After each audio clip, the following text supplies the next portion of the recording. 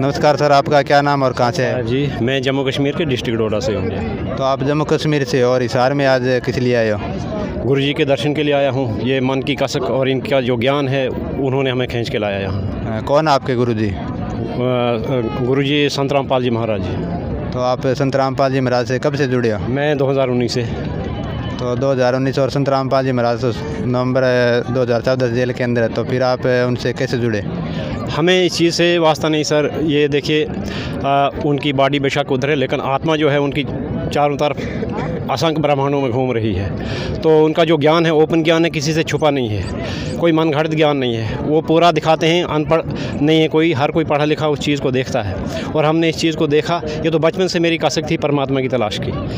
तो हमारे घर में कुल देवी शीतला माता है, तो उनकी हम भक्ति का किया करते थे।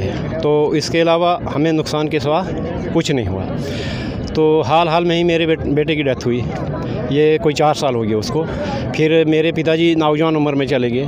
फिर माता का जगराता जब दिया तो हमारी भैंस थी, उसके पेट बच्चा था, तो 8वें दिन के बाद तड़प के जगराते के बाद मर गई। तो जब मैंने इन चीज़ों को देखा, मैंने ये सोचा कि ये बिल्कुल नाकारा भक्ति है, किसी काम की नहीं है। तो मेरे दिल में उमंग जागी। बचपन से मैं परमात्मा की तलाश में था, तो ये मजबूरी थी मेरी कि जो मैं आसपास की पूजाएं करता था, क्योंकि सही रास्ता नहीं था। तो परमात्मा ने ऐसी दया की कि हमें वो रास्ता मिल गया, और हम इसी वजह से इतना हमें जज्बा हो गया कि हम उमड़ के यहाँ पे आ गए।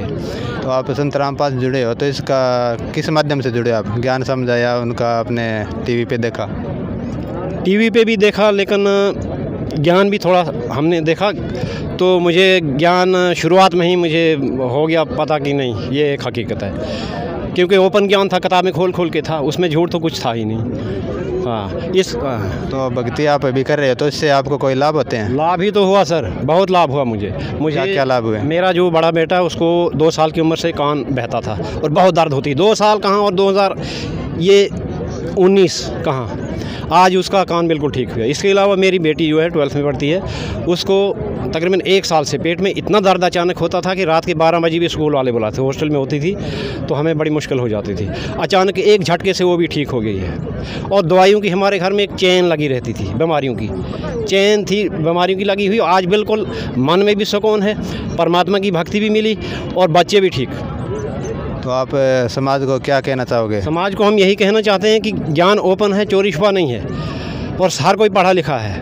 और किताबों को पढ़ें, जांचें। सत्संग आता है, जिसको पढ़ना नहीं आता है सत्संग सुने और देखें, और परमात्मा की भक्ति में आए, क्योंकि ये जीवन जो है सदा रहने वाला है नहीं। जो आज ठाट बाट कर रहा है, मरने के बाद उसको अपनी मौत याद नहीं है कि मरने के बाद मेरा क्या होगा।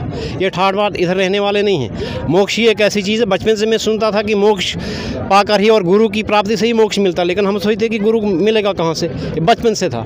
तो जो हमारे घर में कुल देवी थी, तो उनकी भक्ति तो एक मजबूरी थी हमारी, क्योंकि हमें रास्ता नहीं था। तो मैं यही भक्त समाज को कहना चाहता हूँ कि वो भी इस भक्ति में आएँ और लाभ उठाएं। तो संत रामपाल जी महाराज का आप समाज सुधार में क्या योगदान मानते हो? बहुत बड़ा योगदान है, क्योंकि समाज की जितनी भी बुराइयां हैं वो सब खत्म हो रही हैं, धीरे धीरे खत्म हो रही हैं, और समाज बिल्कुल जुड़ रहा है एक दूसरे के साथ।